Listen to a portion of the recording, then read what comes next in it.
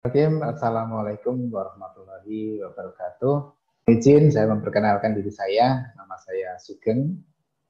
Saya adalah saat ini sebagai Ketua DPD Pormiki Daerah Istimewa Yogyakarta, dan kemudian pada saat ini saya bertugas di Rumah Sakit Umum Pusat Dr. Sarsito. Baik, sebagai awal pertemuan kita pada pagi hari ini, saya akan menyampaikan peran organisasi profesi Perkamedis Pormiki dalam perkembangan pengelolaan Perkamedis dan informasi kesehatan.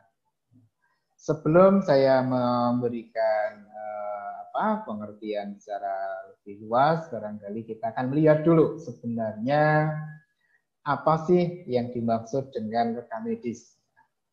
Jadi definisi operasional dari rekam medis dari Permenkes 269 tahun 2008 adalah berkas yang berisikan catatan, dokumen tentang identitas pasien, pemeriksaan, pengobatan, dan juga tindakan serta pelayanan lain yang telah diberikan kepada pasien.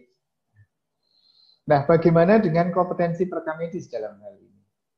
Di sini ada identitas sosial atau identitas pasien. Nah, Perkamedis memiliki kompetensi untuk melakukan identifikasi terhadap semua pasien yang datang ke vaskes, ke rumah sakit, atau ke puskesmas, atau ke klinik. Nah, bagaimana ketepatan identifikasi adalah merupakan bagian dari tanggung jawab rekam medis. Sehingga Anda, mahasiswa calon PMIK, mempunyai kewajiban untuk memastikan bahwa identitas sosial tersebut betul-betul sesuai dengan identitas yang sebenarnya. Berikutnya ada pemeriksaan, pengobatan, dan juga tindakan. Ini adalah merupakan kompetensi dari PPA, profesional pemberi asuhan. Bisa dokter, bisa perawat, bisa nutrisionis, bisa fisioterapis, bisa juga apoteker dalam hal ini. Nah, kemudian peran kita adalah memastikan bahwa semua tindakan, semua layanan, semua pemeriksaan, semua pengobatan yang dilakukan oleh PPA tadi terdokumentasi di dalam rekam medis. Nah, caranya bagaimana? Tentu saja kita melakukan sebuah analisis agar supaya bisa memastikan bahwa apa yang tadi saya sebutkan betul-betul terdokumentasi di dalam rekam medis. Berikutnya, fungsi rekam medis sebagai alat komunikasi, kemudian juga sebagai bukti tertulis dari layanan, kemudian juga bahan analisis dan sebagainya, itu betul-betul sangat diperhatikan. Nah, sekarang pertanyaannya, alat komunikasi buat siapa? Nah, terkait dengan alat komunikasi, maka rekam medis ini bisa dipergunakan untuk komunikasi dari seluruh PPA yang memberikan layanan kepada pasien. Jadi, semua PPA yang memberikan pelayanan harus mendokumentasikan di dalam rekam medis tersebut supaya apa? Supaya hal tersebut bisa dipergunakan sebagai alat komunikasi. Artinya, PPA yang mengelola pasien tadi tidak harus ketemu secara langsung. Jadi, antara dokter dengan perawat, antara perawat dengan bidan, antara perawat dengan fisioterapis, antara perawat dengan apoteker, dan sebagainya. Artinya dengan rekam medis tadi, maka bisa kemudian dijadikan sebagai alat komunikasi. Kemudian yang berikutnya bukti tertulis. Ya. Jadi semua pelayanan yang diberikan menjadi bukti tertulis, harus dituangkan di dalam, harus didokumentasikan di dalam rekam medis. Kemudian penelitian, ya. Peluang untuk penelitian. Ya. Nakes, ya. Banyak melakukan pengambilan data untuk penelitian. Sumber datanya ya dari rekam medis. Kemudian kaitannya dengan alat bukti. Ya. Jadi rekam medis bisa dijadikan alat bukti dalam upaya untuk penegakan keadilan. Oleh karena itu, perekam medis punya kewajiban memastikan bahwa semua dokumen yang ada di situ adalah merupakan bukti bahwa pelayanan telah dilakukan, ya, pelayanan telah diberikan kepada pasien.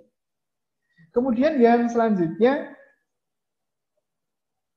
rekam medis juga bisa dipergunakan sebagai apa? Sebagai dasar untuk menentukan biaya pelayanan.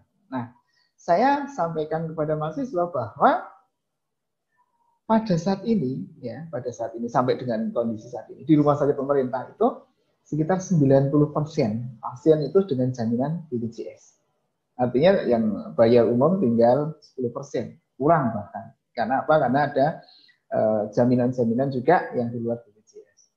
Oleh karena itu, maka sistem pembiayaan yang ada di BPJS itu ya tergantung dari kelengkapan yang ada pada rekam medis. Nah, itulah kira-kira sebagian dari fungsi dari rekam medis sudah saya sampaikan. Ya, ternyata banyak sekali fungsi-fungsi dari rekam medis yang memang harus betul-betul diperhatikan oleh PMIK. Berikut apa itu PORMIKI? Perhimpunan Profesional Rekam Medis dan Informasi Kesehatan. Artinya ini adalah merupakan kelompok di mana semua PMIK menjadi anggota.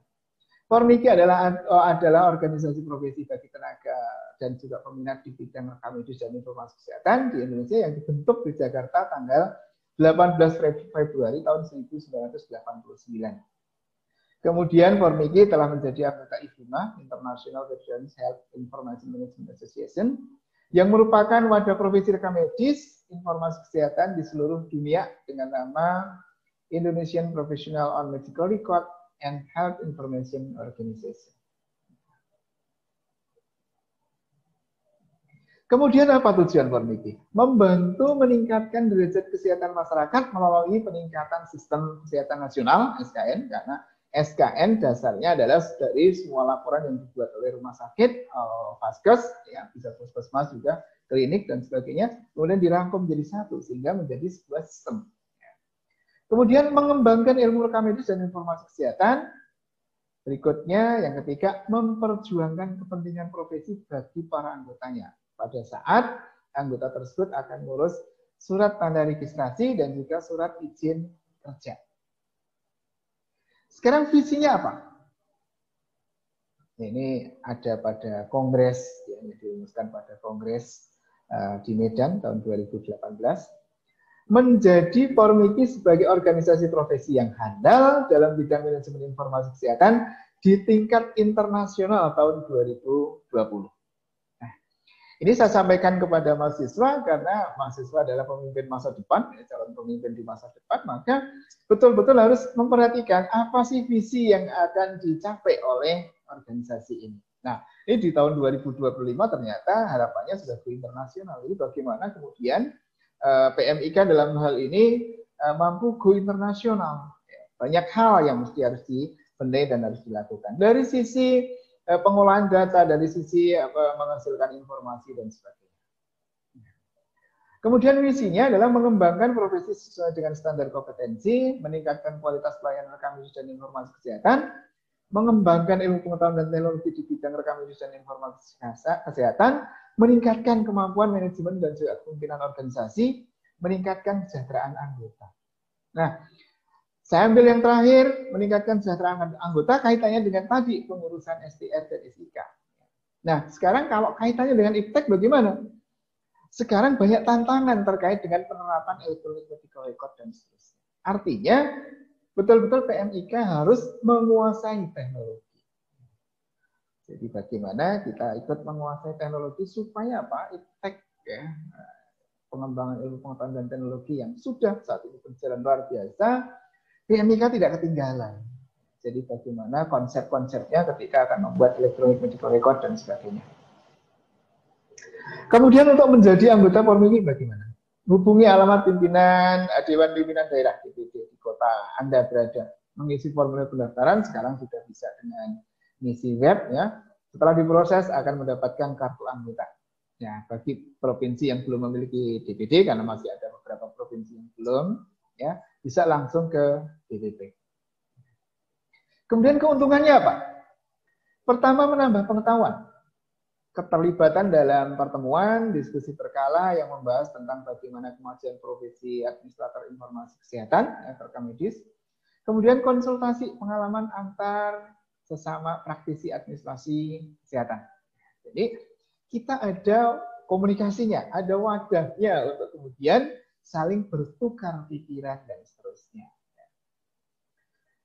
Mengapa profesi perekam medis harus menjadi anggota? Ya, profesi perekam medis sebaiknya menjadi anggota Polri karena organisasi ini adalah merupakan satu-satunya wadah komunikasi antar perekam medis dan informasi kesehatan dalam melaksanakan tugas yang meliputi pengumpulan data, pengolahan, analisis, dan penyajian. Saya garis bawahi analisis. Nah, selama ini memang banyak kegiatan di rumah sakit, di puskesmas, dan juga di klinik yang laporannya belum dianalisis. Nah, inilah yang menjadi tantangan masa depan rekam medis agar supaya analisis ini betul-betul dilakukan sehingga apa yang kita hasilkan adalah merupakan informasi yang kualitasnya baik. Kemudian siapa yang berhak menjadi anggota? Adalah orang-orang yang memiliki pengetahuan, keterampilan, dan juga minat dalam melakukan perencanaan, pengolahan data medis, dan juga informasi kesehatan yang meliputi, pertama, anggota mahasiswa, yaitu mahasiswa yang sedang menempuh pendidikan D3 atau D4 rekam medis dan informasi kesehatan. Kemudian anggota biasa adalah profesi rekam medis yang memiliki ijazah D3 atau D4 rekam medis. Kemudian anggota luar biasa adalah tenaga luar profesi rekam medis dan informasi kesehatan yang berminat mengembangkan manajemen informasi kesehatan. Berikutnya anggota kehormatan, anggota yang termasuk kedua atau ketiga yang telah berjasa mengembangkan manajemen informasi kesehatan. Jadi anggota kehormatan ini adalah merupakan anggota yang memiliki jasa dalam mengembangkan manajemen informasi kesehatan. Jadi mungkin profesinya bisa dokter, bahkan salah satu anggota luar biasa kita, anggota kehormatan kita di DPD-DIY adalah seorang guru besar. Beliau pernah jadi ketua DPD dan juga sekaligus pemrakarsa dari pengembangan teknologi informasi di bidang informasi kesehatan. Kemudian pengembangan organisasi, kongresnya sudah 9 kali, terakhir kemarin di tahun 2018 itu di Medan. Nah, 3 tahun sekali, rencananya tahun 2021 ada di Lombok, cuma tidak tahu ini karena pandemi COVID apakah mundur ataukah bisa dilangsungkan juga di tahun 2021. Kemudian ketua umumnya DPP nanti bisa dilihat, yang sekarang menjabat adalah Bapak Edi Dayat. Beliau adalah perekam medis dari Bandung yang kemudian menjadi ketua umum organisasi profesi ini. Kemudian ini adalah untuk pengurus di DPD Daerah Istimewa Yogyakarta. Dewan pertimbangannya ada Profesor Dr. Sunardini yang tadi saya sebutkan. Kemudian Pak Siswuryanto, ini adalah mantan ketua DPD. Kemudian sekarang yang menjabat ketua DPD adalah saya. Ketua duanya adalah Pak Agung Dwi Saputro dari Rumah Sakit Bethesda. Kemudian sekretaris satunya adalah Bapak Eri Rostianto, itu adalah dari Rumah Sakit Akademik.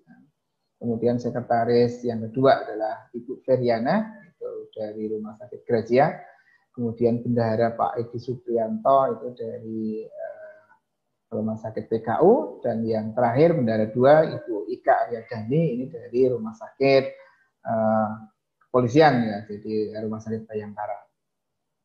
Berikutnya DPD sudah sekitar 30-an provinsi sudah memiliki DPD. Kemudian pelayanan rekam medis perlu saya sampaikan, jadi Anda sebagai mahasiswa nanti kalau misalnya sudah lulus siap-siap bahwa pelayanan rekam medis itu mulai dari pendaftaran pasien, permintaan rekam medis, penyimpanan, assembling itu adalah penataan kemudian coding, kemudian pengendalian rekam medis, statistik, kesehatan, transkrip medis, resume medis, kemudian quality assurance, monitoring sarana sasaran mutu, kemudian monitoring sistem perjanjian, evaluasi formulir, kemudian juga monitoring terhadap kelengkapan rekam medis. Kemudian jenjang karirnya, seorang profesi yang mengaplikasikan pengetahuan klinis, teknologi informasi, manajemen database, dan juga rekam kesehatan yang berdasarkan kebutuhan peruntukan pelayanan kesehatan dan juga pengambilan keputusan dengan tujuan administrasi dan juga terkait dengan aspek hukum, riset, melakukan identifikasi untuk tren penyakit serta evaluasi dan juga standar mutu pelayanan di pasien. Kemudian 7 kompetensi yang dimiliki adalah pertama profesionalisme yang luhur dan etiko-legal, mawas diri dan pengembangan diri, komunikasi efektif, landasan ilmu biomedis, biostatistik, epidemiologi, manajemen data dan informasi, keterampilan klasifikasi klinis dan juga kodifikasi penyakit dan prosedur klinis, manajemen pelayanan rekam medis. Kemudian kewajiban umum dalam melaksanakan tugas profesi setiap pelaksana rekam medis dan ilmu informasi kesehatan selalu bertindak demi kehormatan dan kemuliaan diri dari profesi dan organisasi Formiki. Jadi kalau misalnya besok Anda sudah lulus, maka harus disumpah sebagai tenaga kesehatan. Berikutnya selalu menjalankan tugas berdasarkan ukuran profesi tertinggi, artinya kita tidak menggunakan yang minimal tetapi yang optimal. Lebih mengutamakan pelayanan daripada pendapatan materi dan juga selalu berusaha memberikan pelayanan yang sesuai dengan kebutuhan Yankes yang bermutu. Selalu menyimpan dan juga menjaga rekam medis ya, serta informasi yang terkandung di dalamnya sesuai dengan ketentuan prosedur manajemen, ketetapan pimpinan institusi dan juga peraturan perundang-undangan yang berlaku. Ya, perlu saya sampaikan salah satu sumpah yang nanti harus dijalankan oleh PMIK adalah menjaga kerahasiaan informasi ya dari yang tidak berhak. Artinya yang mendapatkan informasi adalah hanya orang-orang yang berhak saja. Nah, nanti kriterianya ada, ketentuannya ada. Kemudian perbuatan atau tindakan yang bertentangan adalah menerima ajakan kerjasama seseorang atau organisasi untuk melaksanakan pekerjaan yang menyimpang dari standar profesi yang berlaku. Jadi tidak boleh kemudian demi keuntungan pribadi lantas kemudian kerjasama dengan seseorang yang mungkin saja kemudian merugikan organisasi dan juga melanggar terhadap kerahasiaan informasi. Menyebarluaskan informasi yang terkandung dalam rekam medis yang dapat merusak citra profesi rekam medis serta menerima imbalan jasa dalam bentuk apapun. Nah, ini tidak boleh karena apa? Ini kaitannya dengan pencegahan korupsi. Berikutnya, kegiatan pengembangan yang dilakukan oleh organisasi profesi menyelenggarakan pelatihan rekam medis dan juga informasi kesehatan, menyelenggarakan seminar. Nah, ada cerdas cermat rekam medis. Ya, ini beberapa lembaga pendidikan sudah mengadakan ya tingkat nasional, kemudian juga ada uji kompetensi. Kemudian kegiatan-kegiatan di DPD Formiki Daerah Istimewa Yogyakarta adalah pertama menjalankan uji kompetensi tingkat provinsi maupun nasional, membantu anggota dalam mengurus STR dan SIK, dari surat tanda registrasi dan juga surat izin ya, kerja, melaksanakan pertemuan berkala antara petugas dan tenaga medis. Jadi kami ada kegiatan sharing ya antara anggota dengan pengurus. Mengadakan kegiatan ilmiah, ada seminar, ada pelatihan, workshop, dan sebagainya, yang insya Allah nanti tanggal 18 Oktober kita mengadakan workshop ya, untuk meningkatkan keterampilan dan pengetahuan PMIK. Kemudian credentialing, jadi jangan sampai nanti setelah kerja ternyata degradasi terkait dengan kompetensi yang dimiliki, maka harus ada sebuah proses kredensial supaya memastikan bahwa PMIK tetap memiliki 7 kompetensi secara utuh. Baik, mungkin itu yang bisa saya sampaikan. Oh iya, sedikit gambar. Ini adalah waktu kami kongres di Tokyo ya, kongres internasional dari organisasi profesi. Baik, kepada mahasiswa itulah yang bisa saya sampaikan. Terima kasih atas perhatiannya dan mohon maaf jika banyak kekurangan. Terima kasih sekali lagi. Sampai ketemu di lain kesempatan. Saya akhiri. Assalamualaikum warahmatullahi wabarakatuh.